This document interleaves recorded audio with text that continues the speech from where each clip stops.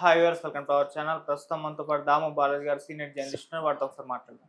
Sir నమస్కారం sir. నమస్తే. Sir, bullet నడిపాడని చెప్పేసి ఒక దళిత కుర్రాని యొక్క చేతులు నరికేశారు సార్. ఇప్పుడు ఇది నేషనల్ వైడ్ గా కూడా వైరల్ అయిపోతుంది. సో ఈ విధంగా కూడా చేస్తారా అని చెప్పేసి కొంతమంది షాక్ అయిపోతున్నారు. మరి ఈ ఘటనలో ఏం జరిగింది, ఎందుకు చేతులు నరికేశారు, మరి చట్టాలు దీని పట్ల ఏ విధంగా రియాక్ట్ అయ్యే అవకాశం ఉంది, మీరేం చెప్తారు సార్? ఇప్పటికి కూడా మన దేశంలో అంటరానితనం కావచ్చు, దళితుల మీద దాడులు కావచ్చు, రోజు ఎక్కడో ఒక చోట జరుగుతూనే ఉన్నాయి. ముఖ్యంగా సో కాల్డ్ హానర్ కిల్లింగ్స్ పేరుతో కుల ఉన్మాద హత్యలు కూడా ఎక్కడో ఒక చోట జరుగుతున్నాయి. నిన్న కూడా ఒక కూతుర్ని తండ్రి సోదరులు కలిపి దారుణంగా చంపేశారు. గొంతు పిసికి సోదరులు ఇద్దరు గొంతు పిసికితే తండ్రి తలనరికాడు కూతుర్ని. అలాగా పరువు హత్యలు అనేవి ముఖ్యంగా స్త్రీల మీద, దళితుల మీద, ఈ ఇద్దరి మీద జరుగుతున్నాయి. ఇప్పుడు కొత్తగా తమిళనాడులో ఒక బుల్లెట్, మన ఎన్ఫీల్డ్ అంటాం కదా, ఆ Enfield vehicle, royal Enfield bullet, ఆ బుల్లెట్ నడుపుతున్నాడని చెప్పి ఊర్లో అప్పర్ కాస్ట్ వాళ్ళే నడపాలి తప్ప ఒక దళితుడు బుల్లెట్ మా ఎదురుగా బుల్లెట్ వేసుకుని తిరుగుతావా అనే కోపంతో ముగ్గురు కుర్రోళ్ళు ఆ అబ్బాయి 2 చేతులు నరికేశారు. ఆ 2 చేతులు అని అతికించడానికి ఇప్పుడు డాక్టర్లు కష్టాలు పడుతున్నారు. అది జరుగుతుందో లేదో తెలియదు. సో ఇది ఎక్కడ జరిగిందంటే మదురై దగ్గర శివగంగై జిల్లా అనమాట. అక్కడ మానా మదురై అనే ఒక గ్రామం ఉంది. ఆ ఊర్లో అయ్యస్వామి అనే ఒక అబ్బాయి, 21 ఏళ్ళ అబ్బాయికి, ఆ అబ్బాయి మొన్న బుధవారం రాత్రి 8:30 ప్రాంతంలో బుల్లెట్లో వెళ్తున్నాడు. అతనికి ముగ్గురు అప్పర్ కాస్ట్, అక్కడ అగ్రకులాల కుర్రవాళ్ళు ముగ్గురు వచ్చారు. వినోద్ కుమార్ 21 ఏళ్ళు, అధీశ్వరన్ 22 ఏళ్ళు, వల్లరసు 21 సంవత్సరం. ఈ ముగ్గురు వచ్చి ఆపారు అతన్ని. నీకెంతకు ముందు కూడా చెప్పాం కదరా, నువ్వేమి మానవా, మళ్ళీ తోలుతున్నావు అని చెప్పి అతనితో గొడవ వేసుకొని అతను 2 చేతులు నరికేసి వెళ్ళిపోయారు. ఈ అబ్బాయి నిజానికి చంపేద్దాం అనుకున్నారు ఇతన్ని. అయితే ఈ అబ్బాయి ఆ 2 చేతులు నరికి ఒక చేయి అయితే తెగిపోయింది, ఇంకొక చేయి బాగా గాయమైంది. సో అయినప్పటికీ కూడా అతను ఎట్లాగో తప్పించుకొని వేరే వాళ్ళ ఇళ్ళకి వెళ్ళగలిగాడు. ఈ లోపల జనం అంతా గుమికూడి వీళ్ళని పట్టుకున్నారు. పోలీసులు ఇప్పుడు అరెస్ట్ చేశారు. అరెస్ట్ చేసి BNS 296, 126, తర్వాత 118, 35 ఈ సెక్షన్ల కింద పెట్టారు. అట్లాగే SC/ST అట్రాసిటీస్ యాక్ట్ కింద కూడా ఈ ముగ్గురు మీద కేసు పెట్టారు. సో ఇప్పుడు ఈ అబ్బాయి ఏంటంటే డిగ్రీ 3rd ఇయర్ మ్యాథమెటిక్స్ చదువుతున్నాడు శివగంగా కాలేజీలో. వీళ్ళ బ్రదర్ మునియస్వామి అని అతను మీడియాతో మాట్లాడాడు. అతను ఏం చెప్తున్నా అంటే, మా ఊర్లో ఎప్పటి నుంచో ఈ వివక్షత ఉంది, వాళ్ళు ఉన్నప్పుడు రోడ్డు మీద కూడా మేము పోవడానికి లేదు, రోడ్డు మీద నువ్వు డ్రైవ్ చేస్తావా అని కోపం ఇచ్చేస్తారు. వాళ్ళు ఉపయోగించే రోడ్లు మేము ఉపయోగించకూడదు. రెండోది, మేము బుల్లెట్లు కానీ కార్లు కానీ మేము కానీ వెళ్ళామంటే వాళ్ళకి నచ్చదు. కార్లు ఆపి దింపి కొడుతున్నారు. అలాగే చాలాసార్లు చేశారు. అట్లాగే మా తమ్ముడిని కూడా గతంలో కూడా బెదిరించారు. బండిని కూడా వాళ్ళు ఒకసారి బండి మీద కూడా వచ్చి కొట్టి దాన్ని ధ్వంసం చేస్తే మళ్ళీ రిపేర్ చేసుకున్నాం అనేది ఆ మునస్వామి అనే అబ్బాయి చెబుతున్నాడు. వీళ్ళ నాన్న అంటే సొంత నాన్న కాదు, ఈ అబ్బాయికి చిన్నప్పుడే నాన్న చనిపోయాడు. వీళ్ళ అమ్మ చెల్లమ్మ ఆమె పేరు, 51 ఏళ్ళు. ఆమె వీళ్ళ మేనమామనే పెళ్లి చేసుకునింది.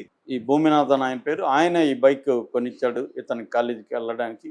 సో ఈ బైక్ వేసుకొని వెళ్తుంటే అగ్రకులాల వాళ్ళకి ఇది నేను పర్సనల్గా APCLS ఆంధ్రప్రదేశ్ సివిల్ లిబర్టీస్ కమిటీలో 5 ఏళ్ళు పనిచేశాను గతంలో. ఇలాంటి కేసులు చిత్తూరు జిల్లాలో కూడా మేము చాలా చూసాం. దళితులు మేము వెళ్ళినప్పుడు దళితుల మీద దాడులు జరుగుతాయి. ఆ సంఘటన మేము వెళ్ళి అగ్రకులాల వాళ్ళని, దాడులు ఎవరైతే చేశారో వాళ్ళని కూడా మేము కలుస్తాం. మీరు ఎందుకు చేశారంటే వాళ్ళు చెప్పే సమాధానం ఏమంటే, వాడు కొత్త చొక్కా వేసుకొని మా ముందు ఇటు కావాలని తిరుగుతున్నాడు సార్, రెచ్చగొడుతున్నాడు ఇది కారణం. దీనికి అంటే అబ్బాయి కొత్త చొక్కా వేసుకొని వీళ్ళ ముందు తిరగకూడదు. వాడు దళితుడు కదా, వాళ్ళ నాన్నోళ్ళు చెప్పులు కూడా వేసుకునేవాళ్ళు కాదు, చెప్పులు చేతులకి తీసుకొని పోయేవాళ్ళు మా ముందు. వీడేమో కొత్త చొక్కా వేసుకుని కాలు ఎగరేస్తూ మా ముందు తిరుగుతాడు, కొత్త వాచ్ కట్టుకొని చూపిస్తూ తిరుగుతాడు. ఇలాగా వాళ్ళు చెప్తున్నారు అన్నమాట. అంటే అటువంటి కారణాలకు కూడా వాళ్ళు దాడులు చేస్తున్నారు. అంటే ఏంటంటే ఇప్పటి వరకు అణిగిమణిగి ఉన్నారు దళితులు తరతరాలుగా. ఇప్పుడు వీళ్ళు కొత్త జనరేషన్ వచ్చి ఆత్మాభిమానం పెరిగింది వాళ్ళకి. వాళ్ళు బాగా చదువుకున్నారు, వాళ్ళు జాబ్స్ చేస్తున్నారు, వాళ్ళు కొంత సంపాదిస్తున్నారు, మంచి బట్టలు వేసుకుంటున్నారు. సో వీళ్ళ దగ్గర మనం ఎందుకు లింగ్ ఉండాలి? వీళ్ళ దగ్గర ఏంటంటే చాలామంది అప్పర్ కాస్ట్ వాళ్ళ దగ్గర దళితులు అసలు కూర్చోరు, నిలబడి ఉండాలా లేదా కింద కూర్చుంటారు. ఈక్వల్గా వేరే బెంచ్ మీదనో లేకపోతే చైర్ మీద కూర్చోరు. ఒకప్పుడు అవన్నీ ఉండేది. ఇవాళ నిజానికి ఇవన్నీ తగ్గాయి చాలా చోట్ల. బట్ ఇంకా కూడా కొన్ని చోట్ల ఇలాంటివి ఉన్నాయనే దానికి ఎగ్జాంపుల్ ఇది. ఒక దళితుడు బైక్ తోలితే 2 చేతులు నరికేశాడు అనేది దేశవ్యాప్తంగా ఇప్పుడు ఇది సంచలనం అవుతుంది. అయితే ఇప్పుడు దీన్ని అగ్రకులాల వాళ్ళు ఎలా సపోర్ట్ చేసుకుంటున్నారంటే వాళ్ళ వెర్షన్ ఏంటంటే ఈ అబ్బాయి బైక్ గొడవ కాదు, ఈ అబ్బాయి ఆ రోజు తాగాడు, ఈ అయ్యస్వామి అనే అబ్బాయి కూడా తాగాడు, వీళ్ళు ముగ్గురు కనబడ్డారు మాట్లాడుతున్నారు. అందులో వినోద్ కుమార్ అనేవాడిని అలర్ట్ అని ఒక నిక్ నేమ్ ఉంది, వాడికి అలర్ట్ అని పిలిచాడు, ఏరా అలర్ట్ అని పిలిచాడు. దాంతో వాడికి కోపం వచ్చింది, గొడవ అయింది, ఆ గొడవలో నరికారని చెప్తున్నాడు. సో వాళ్ళు అంటే మేము బైక్ గొడవ కాదు, బైక్ నడపడం వల్ల కాదు అనేది వాళ్ళు సమర్థించుకోవడానికి చెప్తున్నారు. ఏ గొడవ అయినా దళితుల్ని చేతులు నరికే హక్కు వాళ్ళకి ఎవరు ఇచ్చారు? ఒకవేళ ఈ అబ్బాయి పిలుచుంటే వాళ్ళు పెద్దవాళ్ళకి చెప్పాలి, లేదా పోలీస్ స్టేషన్లో కంప్లైంట్ ఇవ్వాలి, ఇది చేయాలి తప్ప నరికారంటే అర్థమేమి? అంటే మనం అగ్రకులాల్లో ఏం చేసినా చెల్లుతుందన్న ఒక దురహంకారం ఉండబట్టే కదా జరుగుతుంది. ఇది నిజానికి చాలా ఊర్లలో తగ్గింది. అగ్రకులాలే కాకుండా ఈ మధ్యకాలంలో దళితుల మీద బీసీలు కూడా దాడులు చేయడం అది కూడా బాగా పెరిగింది. నేను ఆ మధ్య కూడా పాంప్లెట్ చూస్తే ఒక జిల్లాలో 1 మంత్లో 40 దాడులు జరిగితే అందులో 38 దాడులు బీసీలు ఎస్సీల మీద చేసిన దాడులు. ఎందుకంటే బీసీలలో డబ్బు పరపతి పొలిటికల్ పవర్ పెరిగే కొద్దీ వాళ్ళు ఇక్కడ చేస్తారు. రెండోది ఏంటంటే గ్రామాల్లో ఇవాళ వ్యవసాయం చేసే బ్యాచ్ అగ్రకులాలు తగ్గిపోయినారు. ఎందుకంటే వీళ్ళందరూ టౌన్లకో లేకపోతే అమెరికాలకో విదేశాలకు వెళ్ళిపోవడం, ఎడ్యుకేషన్ ఉద్యోగాలు, వాళ్ళు వ్యవసాయం చేయడం అనేది తగ్గిపోయింది. అక్కడ బీసీలు ఎక్కువ వ్యవసాయాలు చేస్తున్నారు కాబట్టి గ్రామాల్లో ఘర్షణ ఆటోమేటిక్గా బీసీలు వర్సెస్ దళిత అనే కాన్సెప్ట్లకి చాలా చోట్ల వెళ్ళింది. సో ఇది కానీ ఇప్పటికి కూడా చాలా చోట్ల అగ్రకులాలు బీసీల మీద కావచ్చు, దళితుల మీద కావచ్చు దాడులు చేయడం అనేది ఎక్కడో చోట వింటూనే ఉన్నాం. దళితుల మీద ఉచ్చలు పోయడం, దళితుల మీద ఇట్లాగా నరికేయడం ఇవన్నీ జరుగుతుంది. సో ఈ అబ్బాయిని 45 కిలోమీటర్ల దూరంలో ఉండే మదురైలో రాజాజీ గవర్నమెంట్ హాస్పిటల్కి తీసుకెళ్లారు. అక్కడ డాక్టర్లు మేము ట్రై చేస్తూ ఉన్నాము, కొద్దిగా కాంప్లికేటెడ్ ఇది, కానీ చేయగలమనే నమ్మకం అయితే ఉందంటున్నారు చేతిని అతికించడం. ఇది ఒక దుర్మార్గమైన విషయం. ప్రధానంగా ఈ మన సుప్రమసీ అంటే మన ఆధిపత్యం, అగ్రకుల ఆధిపత్యం చేజారిపోతున్నాం. లొంగి ఉన్నప్పుడు అంత ప్రశాంతంగా ఉంటుంది ఊరు, ఎందుకంటే లొంగి ఉన్నారు ఎవరికి వాళ్ళు, కాబట్టి దాడులు చేయాల్సిన అవసరం వెళ్ళకుండదు. దాడి చేయకముందే వాడు సరెండర్ అయిపోయి ఉంటాడు. ఎప్పుడైతే వాళ్ళు అసెర్షన్ పెరుగుతుందో, ఆత్మాభిమానం పెరుగుతుందో, వాళ్ళు ధైర్యంగా వీళ్ళకంటే బాగా చదువుకోవడం, వాళ్ళు అర్న్ చేయడం, వాళ్ళు గౌరవంగా హుందాగా మంచి బట్టలు వేసుకొని వెళ్ళడం, బైకో కారో కొనుక్కోవడం, ఇది వీళ్ళకి కంటగింపు మారుతుంది. మొన్న వీళ్ళ నాన్న వీళ్ళందరూ నా దగ్గర తలంచుకొని వెళ్ళేవాళ్ళు, చెప్పులు చేతులకు తీసుకొని వెళ్ళేవాళ్ళు. వీడు తట్టుకోలేని ఒక ఈ అహంకారం అనేది, అగ్రకుల అహంకారం అనేది దాడులు చేయడానికి పురికొల్పుతుంది.